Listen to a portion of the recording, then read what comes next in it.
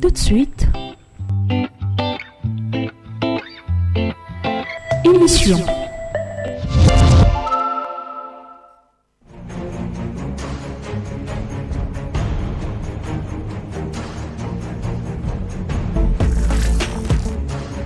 L'actualité politique au cœur d'un décryptage, d'une analyse, d'un débat.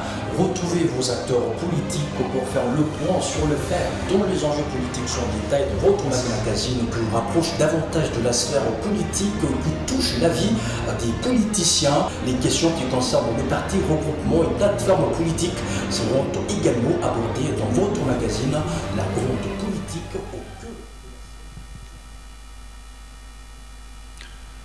Bonsoir à tous, très heureux justement de vous retrouver sur les antennes de Faya Télévision dans votre émission Grande Politique, cette émission qui vous parle justement de différentes actualités politiques, de partis politiques ainsi que de la vie de vos politiciens. On en parle dans cette émission, nous sommes très heureux justement de vous savoir assez nombreux à attendre cette émission Grande Politique.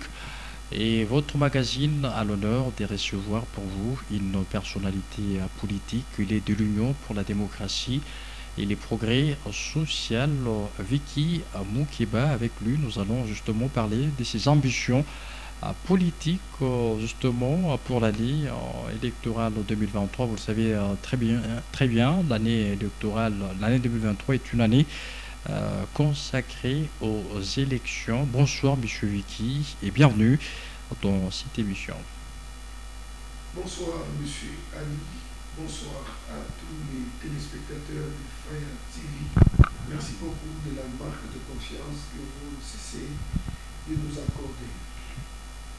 Merci beaucoup d'avoir honoré à notre invitation. Avec lui, fidèle téléspectateur, nous allons nous pencher justement sur la question électorale. Bien évidemment, 2023, année électorale, je l'ai dit dans cette émission.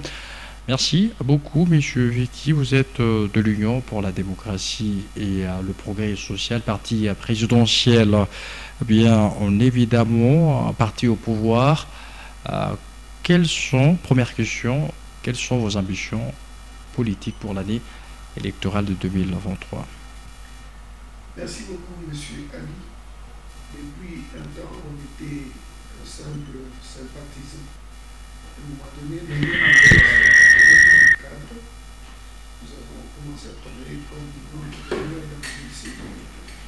Maintenant que les élections s'approchent, nous avons eu maintenant les ambitions de briguer. Nous avons eu des ambitions de briguer, d'occuper un grand poste étatique, poste de mandataire, mais tout voudrait bien commencer par les élections où nous allons postuler pour être députés et représenter notre peuple à l'hémicycle provincial. Qu'est-ce qui vous a motivé d'avoir ces grandes ambitions? Merci beaucoup. Ces grandes ambitions sont nées d'une grande déception. Nous avons tout simplement constaté que les politiques actuels ne travaillent que pour leur compte. Ils ne voient que leur ventre, ils ne voient que leur famille. Ils viennent auprès du peuple seulement quand ils ont envie, quand ils désirent obtenir d'eux, par exemple, le vote. C'est là qu'ils viennent. Mais arriver à l'hémicycle pour porter les problèmes de ces peuples et trouver des solutions à cela, ça devient tout un problème. Ça devient de la corruption, ça devient de l'oubli et du voyage à temps et à contre-temps, oubliant même leur propre base. C'est comme ça que nous nous sommes dit que nous devons faire une politique de proximité, une politique où nous devons prendre les problèmes de notre peuple, les amener acquis de droit, de sorte que des solutions immédiates, des solutions lointaines puissent aussi être envisagées. Alors, comment vous comptez changer? Vous l'avez dit, les politiciens travaillent justement pour le compte de leurs propres intérêts. Comment vous comptez changer la situation ou la donne? Nous voulons changer la situation d'abord avec notre propre conscience. Nous sommes en train de nous demander, quand vous promettez aux gens que non, vous irez plaider leur cause, arriver à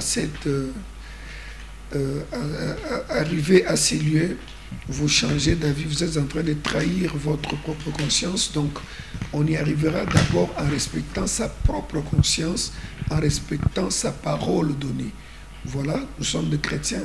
Quand vous dites quelque chose, que votre oui soit oui et que votre non soit non.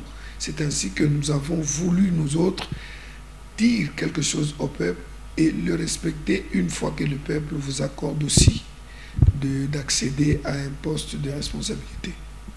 La plupart des politiciens font de promesses, bien évidemment, mais au final, ces promesses-là ne sont pas réalisables. Comment vous percevez cette façon de faire les choses? Nous avons tout justement constaté que nos politiciens viennent en politique pour chercher de l'argent. Ils viennent faire de la politique pour s'enrichir. Les gens estiment qu'en politique, dès que vous y entrez, sans beaucoup tarder, sans beaucoup traîner, vous pouvez directement payer des maisons, payer des voitures. C'est ainsi qu'arrivés à ce stade, ils ne pensent qu'à eux-mêmes. Ce que nous ne voulons pas du tout. Nous voulons une politique de proximité. Nous voulons compatir avec le peuple qui souffre. Nous voulons prendre les problèmes de notre peuple, les traduire, voter des lois qui sont à même de soutenir la population en détresse. Vous êtes de l'Union pour la démocratie et le progrès social, bien évidemment, parti au pouvoir, parti présidentiel. Alors, l'UDPS, quelles sont les ambitions d'abord de votre parti politique, puisque vous êtes au sein de ces partis politiques-là? Les ambitions de mon parti, c'est de conserver ce pouvoir que nous avons acquis avec 1001 difficultés. Ce pouvoir pour lequel le sang a coulé, ce pouvoir pour lequel les combattants ont été tabassés, certains tués, il y a eu de fausses communes, certains enlevés. Alors ce pouvoir, nous tenons à le conserver. Alors nous ne voulons pas le conserver pour le conserver, nous voulons le conserver pour changer le social de notre population. Voilà pourquoi le leitmotiv, le mot d'ordre de notre feu Étienne Tshisekedi, pour qui nous sommes en train de célébrer encore l'anniversaire du décès, il nous a laissé un leitmotiv, le peuple d'abord. Donc nos ambitions, c'est de conserver le pouvoir, mais de travailler beaucoup sur l'amélioration des conditions sociales de notre population. L'UDPS, l'Union pour la démocratie et le progrès social, vous comprendrez directement que dans notre parti, il y a un objectif que nous sommes en train de poursuivre, c'est faire des avancées significatives sur le plan social. Et vous l'avez constaté, juste après l'accession de notre président Félix Antoine Tshilombo Tshisekedi au pouvoir, il a commencé à travailler dans le social, la gratuité de l'enseignement. Vous avez constaté qu'il y a eu des hôpitaux, il y a eu beaucoup de progrès qu'il a connus sur le plan social. Le peuple, d'abord, on en parle, c'est votre leitmotiv, bien évidemment. Est-ce que vous pensez que ce slogan-là peut être bien vérifié au sein de la population congolaise? Exactement. Ce slogan est bien vérifié sur l'ensemble de la population congolaise, nonobstant quelques problèmes. Certaines personnes qui n'ont pas encore compris que le changement est en train de s'établir, le changement est en train de prendre place, qui pensent que les anciennes manières mobutistes, les anciennes manières de l'époque kabyliste doivent toujours continuer. Mais ce leitmotiv est donné par le président. Vous constatez que le peuple s'exprime et n'est pas inquiété. Vous avez constaté que le président n'est pas d'une pensée unique, il accepte toutes les remarques, toutes les critiques, que ce soit les critiques négatives ou positives, c'est mettre le peuple au centre de tout. Donc toute la politique du chef de l'État vise la population, vise le social. Vous avez constaté vous-même qu'il est très inquiet par rapport à la situation sécuritaire qui se passe à l'est de notre pays, tout simplement parce qu'il aime le peuple il est en train de le mettre au centre de toutes choses. Le chef de l'État a promis, bien évidemment, de mettre fin à la guerre qui sévit à l'est de la République démocratique du Congo, une guerre qui continue malheureusement. Comment vous interprétez la promesse faite par le chef de l'État? Le chef de l'État est très déterminé à rétablir la paix sur l'espace est de notre pays. Il l'a dit lui-même en Afrique du Sud où il était en séjour de quelques jours. Il a dit qu'il mettra tout en jeu pour que la paix puisse se rétablir sur la partie est de notre pays. Déjà à l'accession à la tête du pays, il a dû contacter presque tous les pays voisins de sorte que ces derniers puissent tabler avec lui sur les problèmes qui sont en train de faire que notre pays puisse connaître toujours la guerre. Il leur a proposé comment est-ce qu'on peut travailler de sorte qu'il n'y ait plus de conflits, de sorte qu'il n'y ait plus de groupes armés. Mais fort malheureusement, il y a certains pays qui ne l'ont pas compris, entre autres le Rwanda, qui l'a dénoncé tout récemment, tout haut, en disant que c'est le Rwanda qui est en train d'agresser notre pays. Alors nous sommes en train ici de redonner de l'espoir à notre peuple de l'Est, leur dire que la souffrance qu'ils sont en train de connaître injustement ne va pas rester continuelle, ça va prendre fin d'ici peu. Félix Tshisekedi est bien évidemment presque fin mandat, c'est pratiquement sa dernière année. Quel bilan vous pouvez donner au président de la République? En tout cas, le bilan du président de la République est largement positif, selon moi, selon notre regroupement, selon même tout le peuple congolais, bien qu'il a eu des crocs en jambes du regroupement politique FCC avec lequel il s'était mis en coalition au début de l'année. Vous savez vous-même que Félix Tshisekedi avait remporté les élections de 2018, mais malheureusement, il y avait des plans machiavéliques qu'on avait montés. On avait pris presque toute la majorité dans toutes les chambres de notre pays, en commençant par l'Assemblée nationale, le Sénat, les assemblées provinciales. Nous étions presque inféodés. Alors tout ce plan qui était monté a fait que nous ne puissions pas bien décoller, mais en dépit de tout cela, les efforts ont été mis en œuvre. Lui-même l'avait dit qu'il allait déboulonner, chose qui est déjà faite. Et maintenant, nous estimons qu'avec ce deuxième mandat qu'il va briguer après les élections de 2023, tout ira mieux avec la RDC. Félix Tshisekedi s'est déjà prononcé comme candidat aux prochaines échéances électorales, bien évidemment. Comment l'Union pour la démocratie et les progrès sociaux compte porter haut le drapeau encore pour que le président de la République soit réélu une fois de plus? Vous savez vous-même que l'UDPS est un grand parti politique implanté presque ou quasiment sur tous les territoires nationaux. C'est la première force politique du pays. Donc par rapport à l'organisation, vous n'avez pas à vous inquiéter, nous n'avons pas à nous inquiéter. Notre parti a des bases très solides. Vous n'avez qu'à voir sur toutes les rues, tous les quartiers, toutes les communes. Il n'y a pas d'avenue sans l'UDPS. C'est une façon pour nous de dire nous allons gagner ces élections haut la main.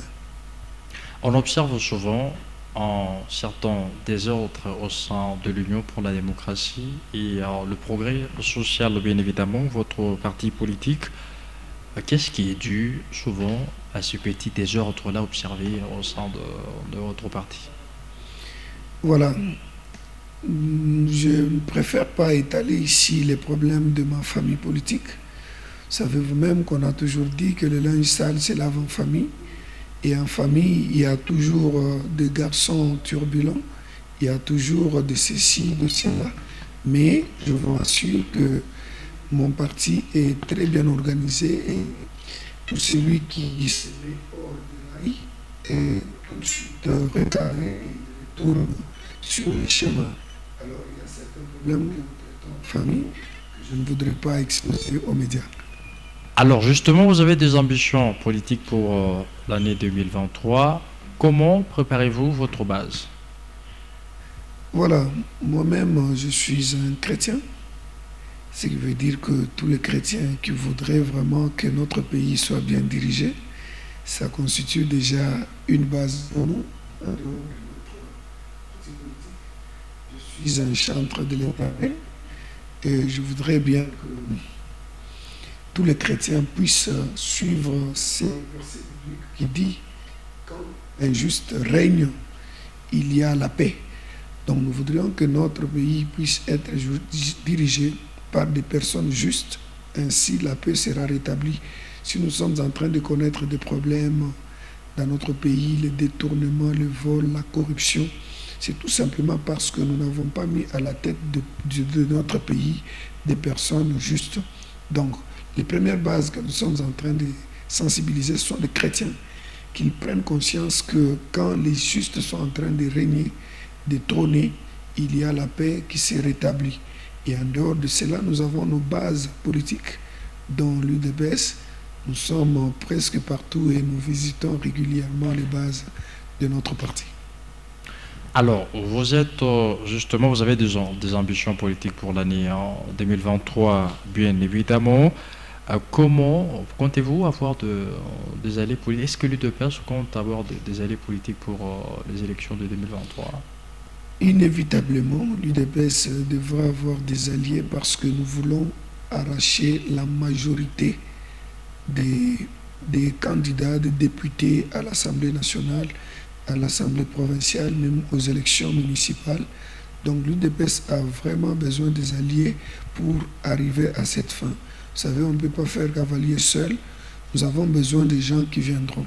Mais ce n'est pas pour autant dire que l'UDPS n'est pas capable d'arriver jusque-là. Seulement, nous ouvrons nos mains, nous ouvrons le terrain à tout le monde qui voudrait s'allier à nous pour que nous puissions arriver à cette fin d'arracher la majorité et de la donner à M. Antoine Félix Tshilombo pour qu'il puisse cette fois-ci commencer son mandat sans croc en jambe. Certains de vos alliés sont déjà partis. Je parle ici de certains regroupements politiques. Ensemble pour la République qui est déjà parti. Justement, je ne vais pas citer d'autres formations politiques qui ont déjà quitté l'Union sacrée du chef de l'État. Comment comptez-vous reconquérir tout ce monde-là, puisque nous sommes justement à quelques mois des élections de 2023? Comment comptez-vous réorganiser l'Union sacrée de la nation?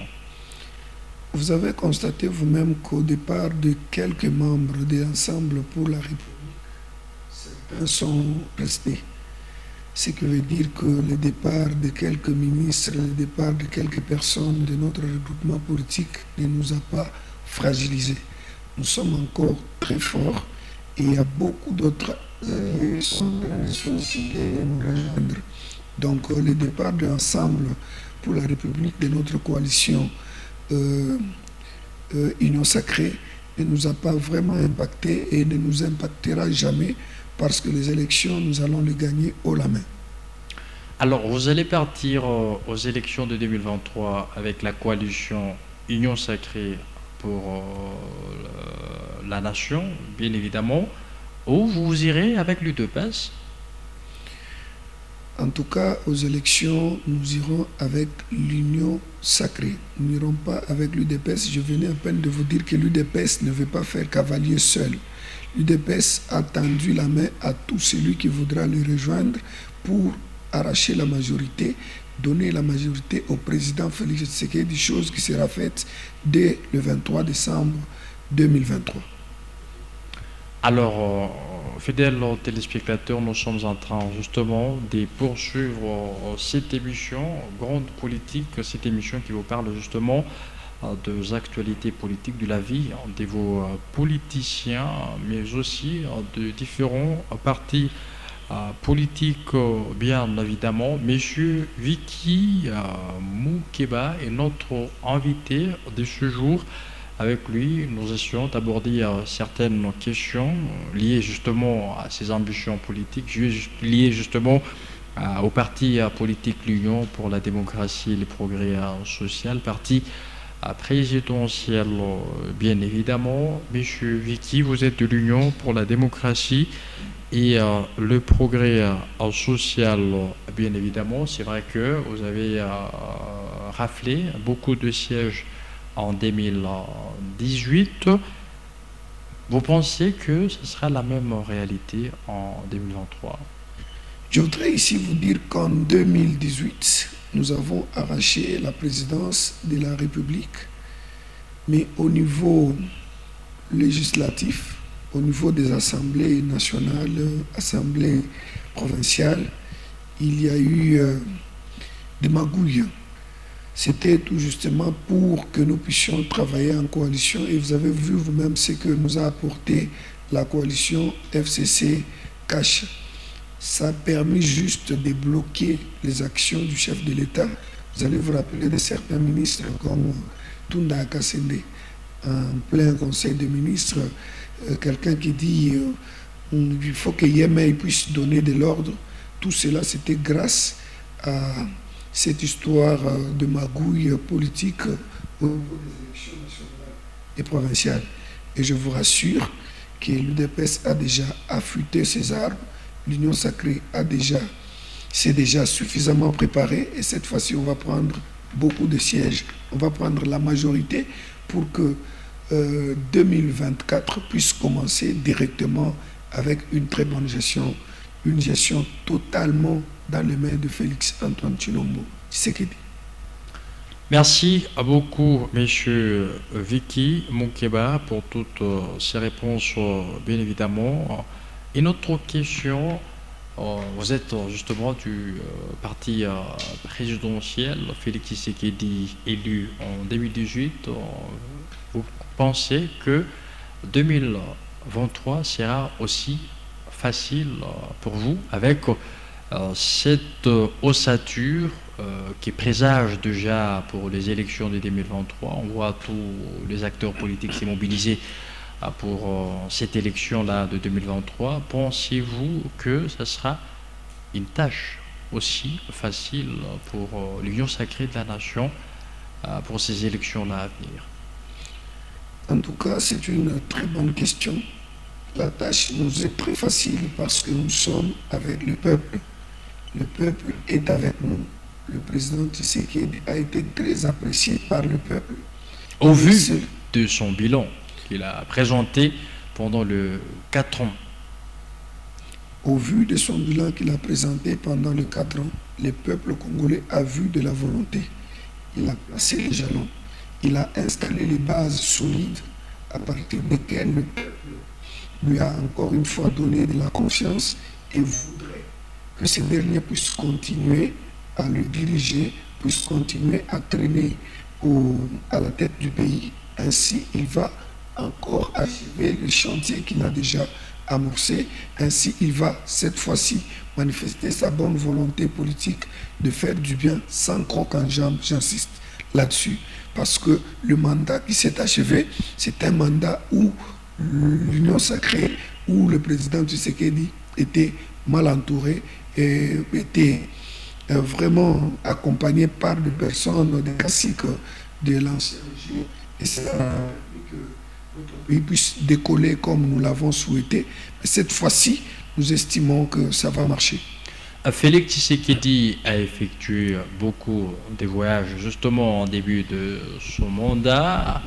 Il a justement parcouru plusieurs pays à la quête justement des investisseurs.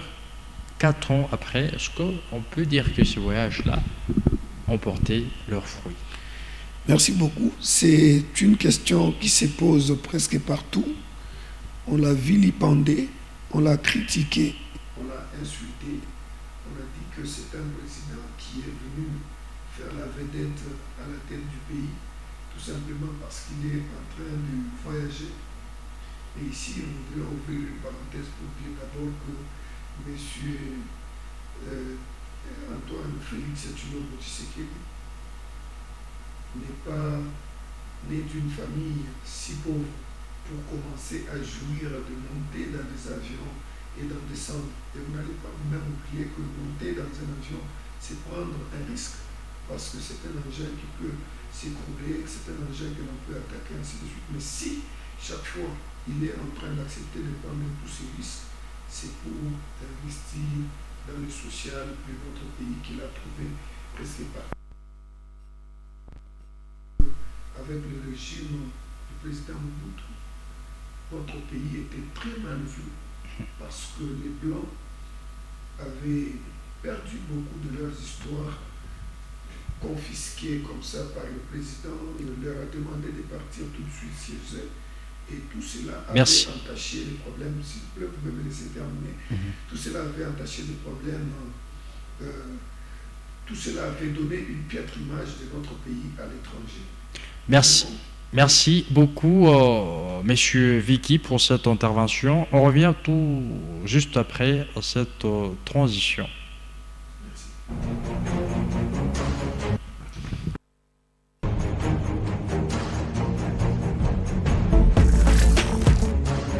L'actualité politique au cœur d'un décryptage, d'une analyse, d'un débat. Retrouvez vos acteurs politiques pour faire le point sur le fait dont les enjeux politiques sont en détail de votre magazine qui vous rapproche davantage de la sphère politique qui touche la vie des politiciens, les questions qui concernent les partis, regroupements et plateformes politiques. L'actualité politique au cœur d'un décryptage, d'une analyse, d'un débat. Retrouvez vos acteurs politiques pour faire le point sur le fait dont les enjeux politiques sont en détail de votre magazine qui vous rapproche davantage de la sphère politique qui touche la vie des politiciens. L'actualité politique au cœur d'un décryptage, d'une analyse, d'un débat. Retrouvez vos acteurs politiques pour faire le point sur le fait dont les enjeux politiques sont en détail de votre magazine qui vous rapproche davantage de la sphère politique qui touche la vie des politiciens. Les questions qui concernent les partis, regroupements et plateformes politiques seront également. Allez, des retours justement sur aussi plateau. Nous recevons M.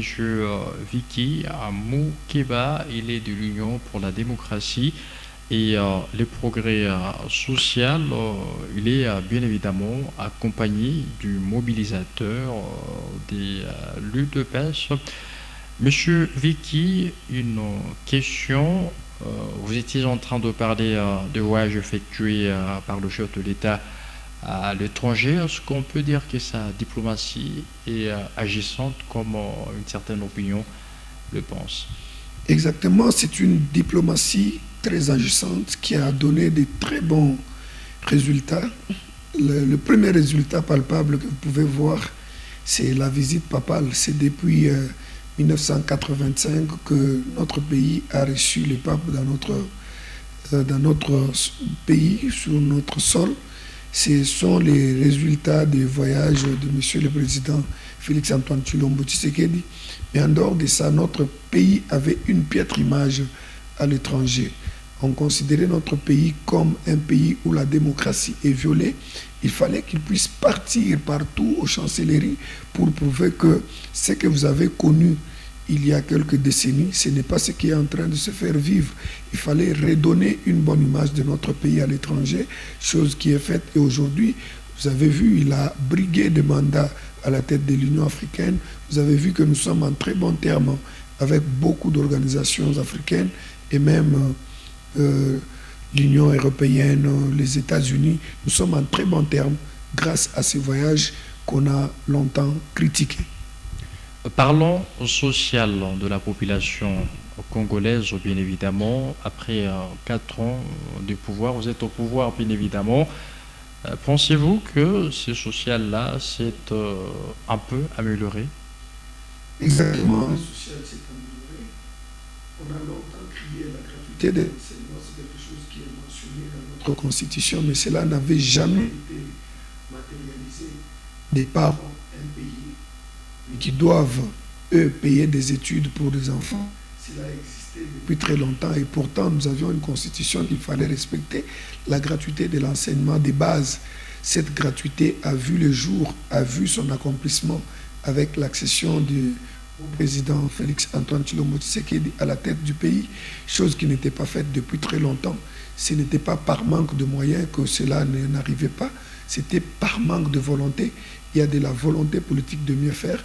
Vous avez constaté qu'il y a beaucoup de retraités, de personnes de troisième âge qui sont déjà grandes, mais qui continuaient à travailler dans l'État congolais sans parfois être payés. On est en train de le retraiter, et en le retraitant, on est en train de donner aussi la chance aux jeunes qui sont en train de connaître le chômage, de bien vouloir trouver aussi la chance d'entrer dans la fonction publique et de travailler. Donc il y a beaucoup d'aspects que nous pouvons évoquer ici pour prouver vraiment que le social de notre pays, de notre peuple est en train de s'améliorer.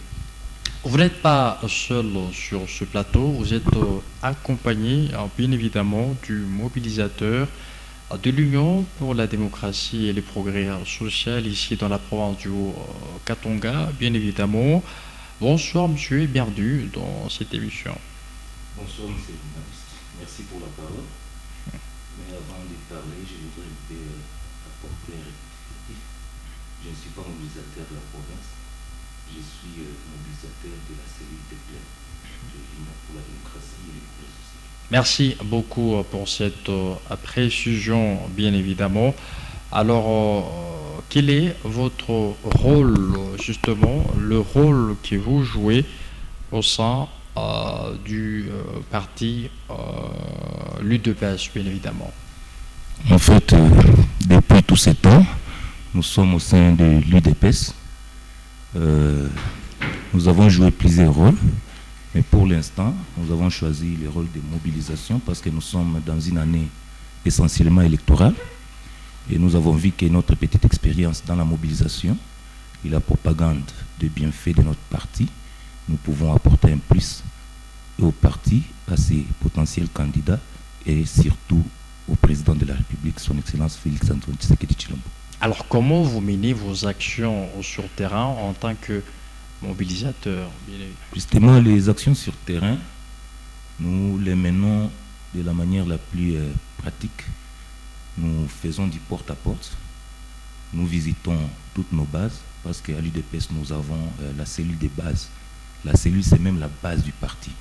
Parce que chez nous, c'est la politique de la pyramide renversée. Le pouvoir, les grandes décisions partent de la base. Alors, nous tenons à informer, à former nos combattants à partir de la base.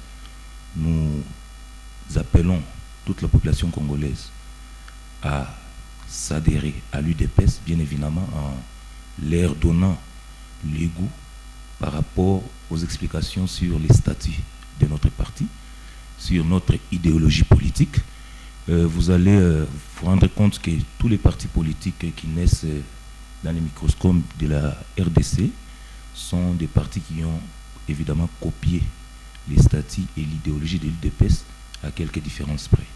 Alors, notre travail est bien évidemment de démontrer qu'il n'y a pas mieux que l'UDPS, et cela nous réussit totalement, parce que nous ne considérons pas qu'il y a que les grands, les intellectuels, les riches qui ont droit à la vie dans ce pays, ni à la parole. Alors nous allons du bas et nous remontons l'information pour donner cette majorité tant voulue à notre président de la République.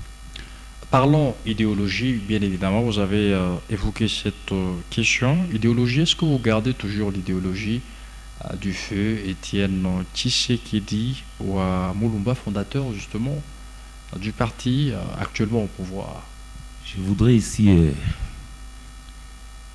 préciser que le feu docteur Étienne Tshisekedi d'illustre mémoire n'était pas le seul fondateur de l'UDPS. Mais notre idéologie est née de la social-démocratie. Et la social-démocratie met en avant le peuple. C'est l'homme qui est au centre de l'action des gouvernements. C'est pourquoi, si j'ai bonne mémoire, quand le feu Étienne Tshisekedi s'est présenté comme candidat en 2011, il a défini de sa façon la démocratie. Il a dit que la démocratie était, je le cite, la cogestion de la République par tout le peuple. C'est pourquoi cette idéologie que lui a ancrée en nous, c'est devenu pratiquement une école, parce que vous vous souviendrez que nous sommes les seuls partis qui a école du parti.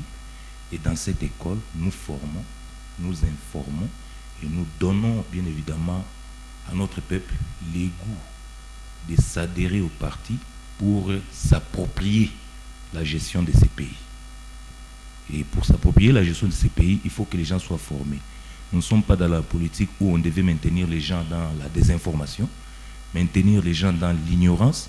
Vous avez vu que depuis la session de notre président à la tête de ces pays, en aucun jour, vous ne verrez qu'on a coupé les signaux de nos radios, télévisions, ni de nos réseaux sociaux.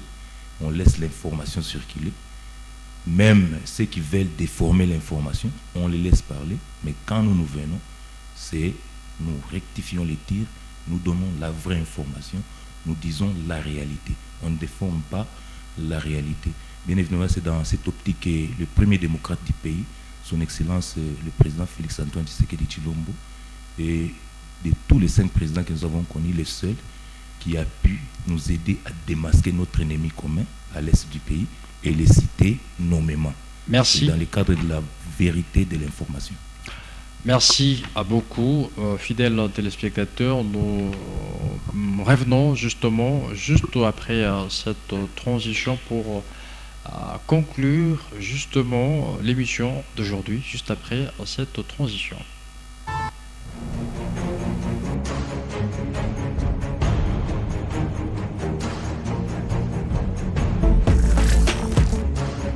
L'actualité politique au cœur d'un décryptage, d'une analyse, d'un débat. Retrouvez vos acteurs politiques pour faire le point sur le fait dont les enjeux. Allez, des retours justement sur ces plateaux. Nous recevons M. Vicky Moukiba. Il est de l'Union pour la démocratie et les progrès sociaux, bien évidemment. Avec lui, nous échangeons sur les perspectives justement électorales pour l'année 2023. Monsieur Vicky, nous sommes en train d'arriver pratiquement à la fin de cette émission. Votre dernier mot, un rapport avec vous-même, un rapport avec l'Union pour la démocratie et les progrès sociaux. Par rapport à nous-mêmes, nous sommes en train ici de donner de l'espoir à notre peuple. Nous voudrions ici compatir avec nos frères, nos sœurs de l'Est qui sont en train de connaître une guerre atroce, une guerre injuste, des ennemis de notre pays qui sont en train d'envier nos ressources naturelles. Alors nous sommes en train de compatir avec eux et de leur dire que ce qu'ils sont en train de connaître pour le moment, ça va terminer. Par rapport à l'année électorale, nous sommes en train de demander à la population de s'enrôler massivement parce que les élections s'approchent, qu'on ne leur donne pas la fausse information, comme l'a dit mon compagnon Eric Tondo, qu'on ne leur dise pas que la carte d'électeur que vous êtes en train de recevoir ne reflète pas votre image comme cela doit l'être. On est en train juste de les distraire, qu'ils aillent s'enrôler massivement pour ce grand rendez-vous de 2023. Et par rapport à notre président, nous sommes en train de lui rassurer que cette année, nous allons lui donner la majorité qui lui a été privée en 2018. Merci beaucoup à vous, Monsieur Vicky, pour cette intervention. Fidèles téléspectateurs, nous sommes arrivés pratiquement à la fin de cette émission, Grande Politique, cette émission qui vous parle justement des différentes actualités politiques de la vie de vos politiciens ainsi que de la vie de certains partis politiques. On en parle dans cette émission aujourd'hui. Nous avons eu l'honneur de recevoir pour vous Vicky Moukiba. Il est de l'Union pour la démocratie et les progrès sociaux, bien évidemment, parti au pouvoir, parti présidentiel. Merci à vous, M. Vicky, d'avoir honoré à notre invitation. C'est moi qui vous remercie, M. Ali, de la confiance que vous ne cessez de nous témoigner. Merci infiniment à Faya TV. Merci à tous les téléspectateurs qui nous ont suivis. Merci également à vous, fidèles téléspectateurs. Nous sommes arrivés à la fin de cette émission. Au prochain rendez-vous.